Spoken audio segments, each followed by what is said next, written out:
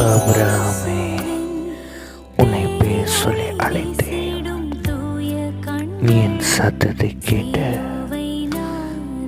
நான் உனக்கு காண்பிக்கும் தேசத்துக்கு நீ போ. நீ போகும் இடமெல்லாம் உன்னை ஆசீர்வதிப்பேன்.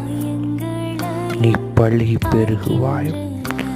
உன் ஜனத்தையும் உன் தேசத்தையும் இனத்தையும் விட்டு நீ போ. உன்னை பேர் சொல்லி அழைத்திருக்கிறேன். நீ என்னுடைய சந்ததியால் வாழும். கால் மிதிக்கும் தேசத்தெல்லாம் உனக்கு தருவேன்.